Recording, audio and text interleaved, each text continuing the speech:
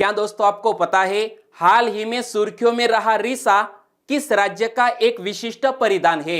पश्चिम railway ने end to and service की शुरुआत कहां से की है? संसद के दोनों सदनों के संयुक्त सत्र को किसने संबोधित किया है? ऐसे ही 16 बड़ी खबरों को कवर करते हुए हमने आज का बोले तो 29 जनवरी 2021 का करंट अफेयर का वीडियो तैयार किया है। क्वालिटी की दृष्टि से बेस्ट यह वीडियो आप लास्ट तक देखें। लास्ट में मैं आपसे एक क्वेश्चन पूछूंगा जिसका आंसर आपको नीचे कमेंट बॉक्स में देना है। और अभी तक आपने हमारी जीके 2020 चैनल को सब्सक्राइब नहीं किया है तो सब्सक्राइब कीजिए, पास में जो बेल आइकन है उसे भी प्रेस कर दीजिए क्योंकि आने वाले हर एक वीडियो की अपडेट आपको तुरंत मिले। और आज का वीडियो हम स्टार्ट करें इनसे पहले कल के वीडियो में एक क्वेश्चन में करेक्शन करना चाहता हूं और वो क्वेश्चन था प्रशांत डोरा का हाल ही में निधन हो गया। वे कौन थे? प्रशांत डोरा हमारे भारत देश के एक अंतरराष्ट्रीय गोलकीपर थे। दोस्तों गोलकीपर थे, गोल्फर नहीं, प्लीज करेक्शन कर लीजिएगा। तो चलिए स्टार्ट करते हैं पहले क्वेश्चन से। रिसा निम्न में से किस राज्य का विशिष्ट परिधान है? इमेज में आप देख सकते हैं दोस्तों, यह लड़कियां ने जो पहना है यह है रिसा। किस राज्य का एक विशिष्ट परिधान है? त्रिपुरा राज्य का एक विशिष्ट परिधान है जिसका नाम है रिसा। यानी कि इस क्वेश्चन का सही आंसर है त्रिपुरा। मैप में आप देख सकते हैं दोस्तों, बांग्लादेश से घिरा हुआ, तीन तरफ से बांग्लादेश से घिरा हुआ है और एक तरफ है यहां पर दोस्तों असम। और यह कौन सा राज्य है आपको पता है तो नीचे कमेंट बॉक्स में लिखिए। तो त्रिपुरा की राज्य सरकार का लक्ष्य वहां के पारंपरिक परिधान रिसा को राष्ट्रीय स्तर पर त्रिपुरा के विशिष्ट परिधान के रूप में बढ़ावा देना है। इमेज में आप देख सकते हैं दोस्तों, यह परिधान है रिसा और इसके लिए आंगनवाड़ी और आशा कार्यकर्ताओं को रिसा वर्दी प्रदान करने के साथ साथ त्रिपुरा हथकरघा तथा हस्तशिल्प विकास निगम में रिसा बनाने के लिए प्रशिक्षण की सुविधा जैसी विभिन्न पहलों की भी शुरुआत की गई है। इमेज में आप देख सकते हैं दोस्तों। और रिसा की ब्रांडिंग इंडिया हैंडलूम ब्रांड के तहत की जा रही है जो केंद्र सरकार की वोकल फॉर लोकल पहल का समर्थन करती है। और यहां जब हम बात करते हैं त्रिपुरा के पारंपरिक पोशाक यानी कि रिसा की, तो पारंपरिक त्रिपुरा पोशाक के तीन हिस्से होते हैं। एक है रिसा जो मैंने आपको क्वेश्चन में बताया, दूसरा है रिग्नई और तीसरा है रिकुतु। तो तीनों शब्दों को मैं यहां समझाने की कोशिश करता हूं। सबसे पहले बात करते हैं रिसा। रिसा हाथ से बना एक कपड़ा है जिसका इस्तेमाल महिलाएं शरीर के ऊपरी हिस्से को ढकने के लिए करती है। यानी कि महिलाएं ऊपरी हिस्से को ढकने के लिए इसका इस्तेमाल करती है। और दूसरे शब्द है रिग्नई और रिकुतु। तो देखो रिग्नई क्या है? इसे मुख्य रूप से शरीर के निचले परिधान के रूप में जाना जाता है। यानी कि शरीर के निचले परिधान के रूप में जाना जाता है, यह है रिग्नई। और तीसरा है रिकुतु। तो रिकुतु से शरीर के ऊपरी हिस्से को साड़ी की तरह ढकते हैं, साड़ी की तरह ढकते हैं। तो यह त्रिपुरा के पारंपरिक परिधान है। और जब बात करते हैं त्रिपुरा के, तो त्रिपुरा का स्थापना दिवस दोस्तों हाल ही में मनाया गया 21 जनवरी को। और तब भी मैंने आपको त्रिपुरा के बारे में बताया था। त्रिपुरा का गठन 21 जनवरी 1972 को हुआ और त्रिपुरा की कैपिटल का नाम है अगरतला। त्रिपुरा के राज्यपाल है रमेश बैस और त्रिपुरा के मुख्यमंत्री है बिप्लब कुमार देव, जो इमेज में आप देख सकते हैं। और मैप में आप लोकेशन याद रखिए, यह 7 सिस्टर्स में से एक है यह त्रिपुरा। ओके। और इसी तरह दोस्तों हर क्वेश्चन से जुड़े इंपॉर्टेंट फैक्ट मैं आपके सामने रखता हूं। हमारा यह तरीका आपको अच्छा लगता है, लाइक करना मत भूलिएगा। दूसरा क्वेश्चन, हाल ही में पश्चिमी रेलवे ने end to end luggage service की शुरुआत कहां से की है?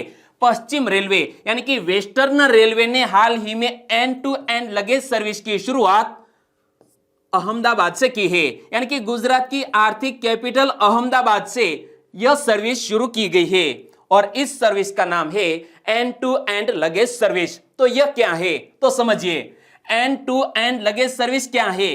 रेलवे अपने यात्रियों के लिए ऐसी सेवा लेकर आया है जिसके तहत आपका सामान घर से सीधे ट्रेन की बर्थ तक पहुंचाया जाएगा। जी हां, आपके घर से सीधा सामान ट्रेन की बर्थ तक पहुंचाया जाएगा इस सर्विस के जरिए। और शुरुआत की गई है अहमदाबाद में। अहमदाबाद में इसकी शुरुआत हो चुकी है। पश्चिमी रेलवे ने अहमदाबाद रेलवे स्टेशन पर bookbaggage.com यह वेबसाइट है, bookbaggage.com द्वारा end to end luggage parcel सेवा की शुरुआत की है। और इमेज में आप देख सकते हैं पश्चिम रेलवे यानी कि वेस्टर्न रेलवे द्वारा यह शुरुआत की गई है। और जब भी बात आती है रेलवे की, तो रेलवे से जुड़े कुछ नए क्वेश्चन हर बार मैं आपके सामने लेकर आता हूं, और आज ही ऐसे 3 यूनिक क्वेश्चन आपके सामने में रखने का प्रयास करता हूं। रेल सेवा आयोग के मुख्यालय किस शहर में है? तो याद रखो, रेल सेवा आयोग के मुख्यालय प्रयागराज, मुंबई, कोलकाता, भोपाल और चेन्नई में है। रेलवे स्टाफ कॉलेज किस शहर में स्थित है? गुजरात के वडोदरा में। रेलवे लाइन की लंबाई की दृष्टि से भारतीय रेलवे विश्व में कौन से स्थान पर है? हमारा भारतीय रेलवे दोस्तों विश्व में लंबाई की दृष्टि से 4थे स्थान पर है। तीसरा क्वेश्चन, हाल ही में 2 एक्सप्रेस वे पर हवाई पट्टी वाला देश का पहला राज्य कौन बना? 2 एक्सप्रेस वे पर हवाई पट्टी वाला पहला राज्य बन गया है उत्तर प्रदेश। यानी कि इस क्वेश्चन का सही आंसर है उत्तर प्रदेश, जो यहां आप पिंक कलर में देख सकते हैं। तो दोस्तों यह लोकेशन है उत्तर प्रदेश का। उत्तर प्रदेश में पूर्वांचल एक्सप्रेसवे पर कुरी भर के पास एक नई 3300 मीटर लंबी हवाई पट्टी का निर्माण किया गया है, और इस नई हवाई पट्टी के साथ उत्तर प्रदेश एक्सप्रेसवे पर 2 हवाई पट्टी वाला भारत देश का पहला राज्य बन गया है। हाल ही में आईसीसी ने शुरू करने की घोषणा की है, और बाद में यहां रिक्त स्थान दिया गया है। आईसीसी ने हाल ही में क्या शुरू करने की घोषणा की है? प्लेयर ऑफ द मंथ पुरस्कार की घोषणा की है। यानी कि इस क्वेश्चन का सही आंसर है option A, player of the month. International cricket council यानी कि आईसीसी ने दुबई में ICC player of the month यानी कि महीने के सर्वश्रेष्ठ खिलाड़ी का सम्मान शुरू करने की घोषणा की है। और प्लेयर ऑफ द मंथ पुरस्कार के जरिए विभिन्न अंतरराष्ट्रीय क्रिकेट प्रतियोगिताओं में बेहतरीन खेल का प्रदर्शन करने वाले पुरुष और महिला क्रिकेट खिलाड़ियों को सम्मानित किया जाएगा। और जब आईसीसी की बात करते हैं, आईसीसी के महाप्रबंधक कौन है? तो नाम है जॉफ अलार्डिस। क्या नाम है? जॉफ अलार्डिस। इमेज में आप देख सकते हैं। और आईसीसी के नए चेयरमैन कौन बन गए हैं? Greg Barclay. इमेज में आप देख सकते हैं ग्रेग बार्कले किस देश के हैं? न्यूजीलैंड के हैं। तो आईसीसी से जुड़ी इतनी जो हकीकत है वो हमें याद रखनी है। आईसीसी की स्थापना कब हुई? 15 जून 1909। आईसीसी के अध्यक्ष कौन बन गए हैं? Greg Barclay. आईसीसी के मुख्य कार्यकारी अधिकारी कौन है? मनोज साहनी। और आईसीसी का हेडक्वार्टर यूएई के दुबई में स्थित है। क्लियर? 5वां क्वेश्चन, निम्न में से कौन दुनिया का तीसरा सबसे मूल्यवान आईटी ब्रांड बना? दुनिया का तीसरा सबसे मूल्यवान आईटी ब्रांड बन गया है टीसीएस। यानी कि इस क्वेश्चन का सही आंसर है टीसीएस। लेकिन टीसीएस का पूरा नाम क्या होता है? Tata consultancy services. Brand finance की एक रिपोर्ट के मुताबिक टाटा कंसल्टेंसी सर्विसेज दुनिया का तीसरा सबसे मूल्यवान आईटी ब्रांड बन गया है। और पहले स्थान पर कौन है? एक्सेंचर। एक्सेंचर ने 26 अरब डॉलर के ब्रांड मूल्य के साथ दुनिया के सबसे मूल्यवान और सबसे मजबूत आईटी सेवा ब्रांड का खिताब बरकरार रखा। जबकि दूसरे स्थान पर है आईबीएम। आईबीएम 16.1 अरब डॉलर के ब्रांड मूल्य के साथ दूसरे स्थान पर है, और टीसीएस तीसरे स्थान पर। तो हमारे भारत की यह टाटा कंसल्टेंसी सर्विसेज के अलावा और आईटी ब्रांड की बात करें तो ब्रांड फाइनेंस की रिपोर्ट के मुताबिक दुनिया की टॉप 10 कंपनियों में भारत की 4 कंपनियां शामिल है। और यह 4 कंपनियां कौन कौन सी? एक है टीसीएस, दूसरी है इंफोसिस, तीसरी है एचसीएल और चौथी है विप्रो। तो यह 4 कंपनियों ने जगह बनाई है। 6वां क्वेश्चन, हाल ही में संसद के दोनों सदनों की संयुक्त बैठक को किसने संबोधित किया है? संसद के दोनों सदनों की संयुक्त बैठक को हमारे कॉन्स्टिट्यूशन के लिहाज से देखें तो हमारे राष्ट्रपति ही संबोधित करते हैं। यानी कि इस क्वेश्चन का सही आंसर है रामनाथ कोविंद। और आज ही दोस्तों 29 जनवरी यानी कि आज ही हमारे राष्ट्रपति रामनाथ कोविंद संसद के दोनों सदनों की संयुक्त बैठक को संबोधित करने जा रहे हैं। संसद का बजट सत्र 29 जनवरी को यानी कि आज ही राष्ट्रपति रामनाथ कोविंद के दोनों सदनों की संयुक्त बैठक के संबोधन के साथ शुरू हो रहा है। और यह पढ़िए, Ramnath Kovind address is parliament, यानी कि दोनों सदनों की संयुक्त बैठक को संबोधित कर रहे हैं। और 1 फरवरी को केंद्रीय बजट प्रस्तुत किया जाएगा। कब प्रस्तुत किया जाएगा? 1 फरवरी को। और हमारा केंद्रीय बजट प्रस्तुत कौन करेंगी? हमारी वर्तमान वित्त मंत्री निर्मला सीतारमण। और बजट सत्र का पहला भाग 15 फरवरी को समाप्त होगा, यानी कि यह बजट सत्र है वो 2 भागों में बटा हुआ है। 1 फरवरी से 15 फरवरी पहला भाग और दूसरा भाग है वो 8 मार्च से 8 अप्रैल तक चलेगा। और जब दोस्तों बात करते हैं राष्ट्रपति और यह बजट सत्र की, तो इनसे जुड़े हुए कुछ और क्वेश्चन भी हमें याद रख लेने चाहिए। राष्ट्रपति संसद को कब संबोधित करते हैं?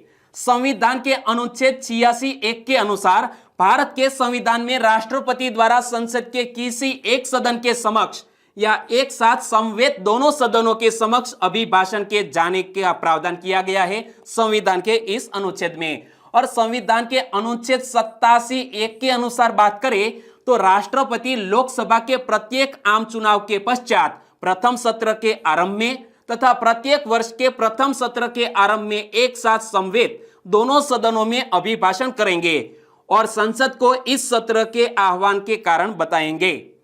और राष्ट्रपति के अभिभाषण में उल्लिखित मामलों पर किसी सदस्य द्वारा प्रस्तुत और अन्य सदस्य द्वारा अनुमोदित धन्यवाद प्रस्ताव पर भी चर्चा की जाती है। और धन्यवाद प्रस्ताव संसद में पेश कौन करते हैं? तो पेश करते हैं हमारे राष्ट्रपति। और लोकसभा का प्रथम सत्र कब आयोजित हुआ था? तो यह जीके बेस्ड क्वेश्चन का भी हमें पता होना चाहिए। लोकसभा का प्रथम सत्र आयोजित हुआ था 13 मई 1952 को। और लोकसभा के प्रथम अध्यक्ष कौन थे? यहां इमेज में आप देख सकते हैं, लोकसभा के प्रथम अध्यक्ष थे जी.वी. मावलंकर और वो 15 मई 1952 से लेकर 27 फरवरी 1956 तक लोकसभा के अध्यक्ष रहे। और लोकसभा में बजट कौन प्रस्तुत करता है? हमारी वित्त मंत्री। और एक वर्ष में लोकसभा के कितने सत्र होते हैं? सामान्यतः एक वर्ष में लोकसभा के 3 सत्र आयोजित किए जाते हैं। अर्थात पहला है बजट सत्र जो फरवरी मई तक चलता है, दूसरा है मानसून सत्र जुलाई से अगस्त तक, यानी कि जुलाई अगस्त में होता है मानसून सत्र, और तीसरा शीतकालीन सत्र नवंबर या दिसंबर में आयोजित किया जाता है। 7वां क्वेश्चन, हाल ही में भारत ने वस्त्र और परिधान का निर्यात बढ़ाने के लिए किसके साथ समझौते पर हस्ताक्षर किए हैं? भारत ने वस्त्र और परिधान का निर्यात बढ़ाने के लिए भारत ने हाल ही में जापान देश के साथ समझौते पर हस्ताक्षर किए, यानी कि इस क्वेश्चन का सही आंसर है जापान। वस्त्र मंत्रालय की समिति ने वस्त्र और परिधान का निर्यात बढ़ाने के लिए जापान के निसेन केन क्वालिटी इवेल्युएशन सेंटर के साथ समझौते पर हस्ताक्षर किए हैं। और हस्ताक्षर के लिए वर्चुअल समारोह आयोजित किया गया जिसकी अध्यक्षता हमारी वस्त्र मंत्री स्मृति ईरानी और जापान के अर्थव्यवस्था, व्यापार और उद्योग राज्य मंत्री कौन है? यासुमासा नागासाका। नाम थोड़ा डिफिकल्ट है। जापान के अर्थव्यवस्था, व्यापार और उद्योग राज्य मंत्री यासुमासा नागासाका ने इसकी अध्यक्षता की है। और हाल ही में दोस्तों 2 क्वेश्चन को लेकर भी जापान सुर्खियों में रहा था।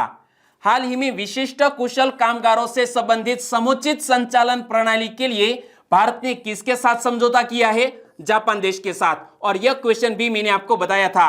और जापान के पूर्व प्रधानमंत्री शिंजो आबे को भारत द्वारा हमारा भारत देश का दूसरा सर्वोच्च नागरिक सम्मान कौन सा है? पद्म विभूषण से सम्मानित किया गया है। तो यह बात भी मैंने आपको बताई थी।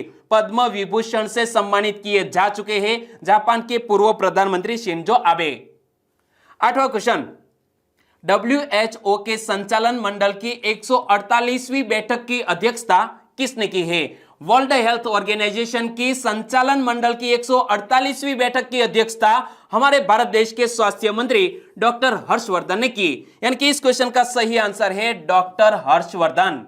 विश्व स्वास्थ्य संगठन के संचालन मंडल की 148वीं बैठक की अध्यक्षता करते हुए डॉक्टर हर्षवर्धन ने महामारी से जुड़ी तमाम समस्याओं के बावजूद दुनिया में हुई प्रगति को बड़ा उत्साहजनक बताया है। भारत ने अमेरिका के विश्व स्वास्थ्य संगठन में लौटने के फैसले का भी स्वागत किया है। डोनाल्ड ट्रंप जब अमेरिका के राष्ट्रपति थे तब उन्होंने WHO से अमेरिका को हटा लिया था, लेकिन अब फिर से शामिल होने जा रहा है जो बाइडेन की सरकार में। विश्व स्वास्थ्य संगठन के कार्यकारी बोर्ड ने टीकाकरण एजेंडा 2030 का भी स्वागत किया है। नवा क्वेश्चन, हाल ही में DRDO ने आकाश NG मिसाइल का सफल परीक्षण कहां से किया है? हमारे DRDO ने आकाश NG नामक मिसाइल का सफल परीक्षण किया है ओडिशा तट के इंटीग्रेटेड टेस्ट रेंज से। यानी कि इस क्वेश्चन का सही आंसर है ओडिशा तट के इंटीग्रेटेड टेस्ट रेंज से। आकाश NG एक नई पीढ़ी का सरफेस टू एयर मिसाइल है, यानी कि सरफेस टू एयर मिसाइल है, सरफेस टू एयर मिसाइल है, जिसका उपयोग भारतीय वायुसेना द्वारा उच्च पैंतरेबाजी वाले हवाई खतरों को रोकने के उद्देश्य से किया जाएगा। आकाश NG मिसाइल का इस्तेमाल। 10वां क्वेश्चन, सुभाष चंद्र बोस आपदा प्रबंधन पुरस्कार 2021 किसने जीता है? हाल ही में हमने सुभाष चंद्र बोस की 125वीं जन्म जयंती मनाई और इस दिवस को पूरे भारत देश में पराक्रम दिवस के रूप में मनाया गया और प्रतिवर्ष इस दिवस के अवसर पर सुभाष चंद्र बोस आपदा प्रबंधन पुरस्कार की घोषणा की जाती है और व्यक्तिगत कैटेगरी में डॉक्टर राजेंद्र कुमार भंडारी ने यह पुरस्कार जीता है। यानी कि इस क्वेश्चन का सही आंसर है डॉक्टर राजेंद्र कुमार भंडारी। डॉक्टर राजेंद्र कुमार भंडारी को व्यक्तिगत श्रेणी में और सतत पर्यावरण और पारिस्थितिक विकास सोसाइटी, जिसे शॉर्ट में बोले तो सीड्स, को संस्थागत श्रेणी में सुभाष चंद्र बोस आपदा प्रबंधन पुरस्कार 2021 से सम्मानित किया गया है। तो यहां संस्थागत श्रेणी में किसको सम्मानित किया गया है? नाम मत भूलिएगा, सीड्स को। और पुरस्कार में एक संस्थान के लिए 51 लाख रुपए का नकद पुरस्कार और एक प्रमाण पत्र है तथा व्यक्तिगत कैटेगरी के लिए 5 लाख रुपए का नकद पुरस्कार और एक प्रमाण पत्र प्रदान किया जाता है। 11वां क्वेश्चन, वर्चुअल इंटेलिजेंस टूल तेजस का शुभारंभ किसने किया है? वर्चुअल इंटेलिजेंस टूल जिसका नाम है तेजस, तेजस का शुभारंभ हाल ही में कर दिया है रविशंकर प्रसाद ने। यानी कि इस क्वेश्चन का सही आंसर है रविशंकर प्रसाद। इमेज में आप देख सकते हैं रविशंकर प्रसाद किस मंत्रालय के मंत्री है, वो भी एक क्वेश्चन बन सकता है। रविशंकर प्रसाद हमारे इलेक्ट्रॉनिक, सूचना प्रौद्योगिकी और संचार मंत्री है और रविशंकर प्रसाद ने तेजस के साथ साथ वर्क फ्रॉम एनीवेयर पोर्टल को भी लॉन्च किया है। कौन सा पोर्टल लॉन्च किया है? Work from anywhere. और तेजस से नागरिक केंद्रित सेवाएं उपलब्ध कराने और नीतिगत निर्णय लेने की प्रक्रिया में सुधार करने तथा सरकारी सेवाओं की दक्षता बढ़ाने में सहायता मिलेगी।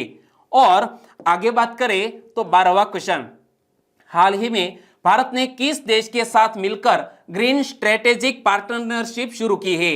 भारत देश ने हाल ही में डेनमार्क देश के साथ मिलकर ग्रीन स्ट्रेटेजिक पार्टनरशिप शुरू की है। यानी कि इस क्वेश्चन का सही आंसर है डेनमार्क। भारत और डेनमार्क के बीच में ग्रीन स्ट्रेटेजिक पार्टनरशिप के रूप में एक नए युग की शुरुआत हुई है, जिसके तहत डेनमार्क भारत को सस्टेनेबल सॉल्यूशन देगा।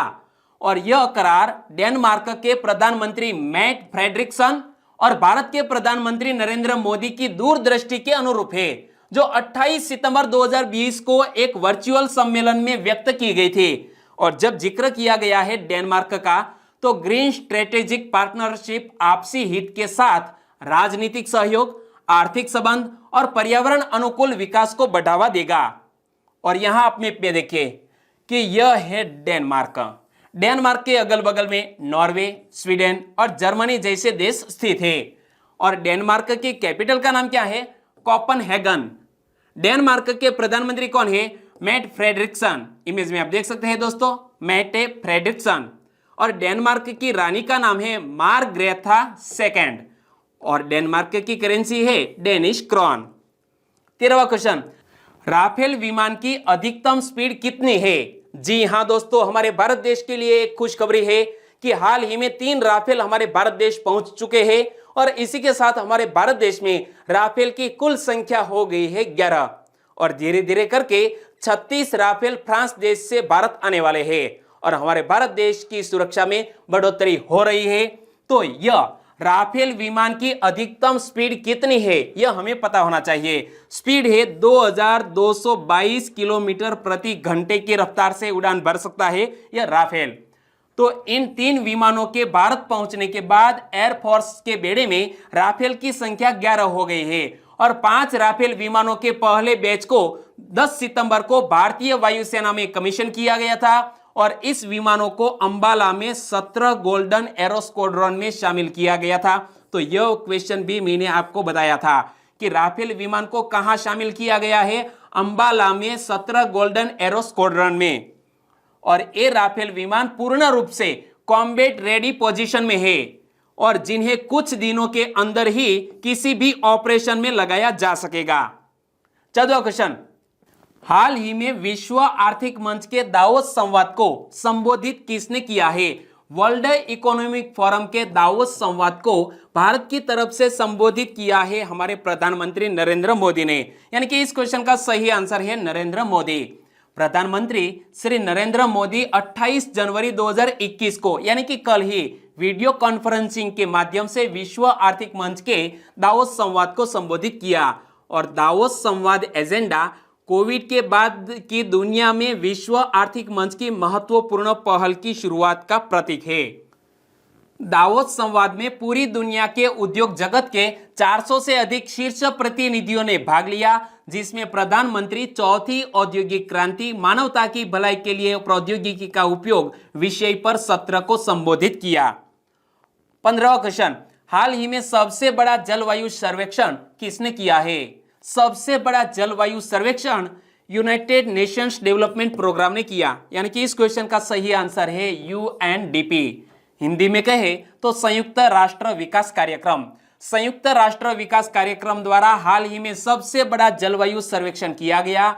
यूएन क्लाइमेट सर्वे या पीपल्स क्लाइमेट वॉट के परिणाम बताते हैं कि लोग अधिक व्यापक जलवायु नीतियों के समर्थन में है और यूएनडीपी ने 50 देशों को कवर करते हुए यह जलवायु सर्वेक्षण किया और 1.2 मिलियन लोगों का सर्वेक्षण किया गया। इस सर्वेक्षण का आयोजन ग्लासगो में नवंबर 2021 में होने वाले पार्टियों के सम्मेलन यानी कि कॉन्फ्रेंस ऑन पार्टीज, और यह क्वेश्चन मैंने आपको कल ही बताया था, कॉप 26 के 26वें सत्र के लिए वार्ता करने के लिए किया गया था। और संयुक्त राष्ट्र विकास कार्यक्रम की बात करें तो यह क्या है?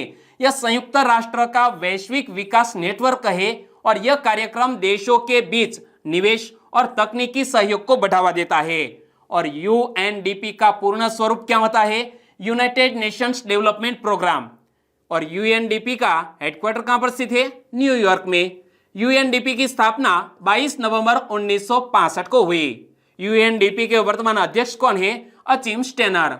और मूल संस्था है United Nations Economic and Social council.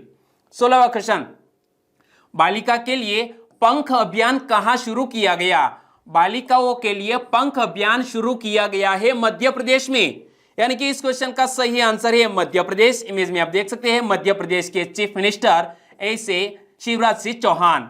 Madhya Pradesh में मुख्यमंत्री शिवराज सिंह चौहान ने राष्ट्रीय बालिका दिवस के अवसर पर यानी कि 24 जनवरी को एक नई योजना पंख अभियान शुरू की है और इस योजना को बालिकाओं के सशक्तिकरण और विकास के लिए बेटी बचाओ बेटी पढ़ाओ योजना के तहत शुरू किया गया है।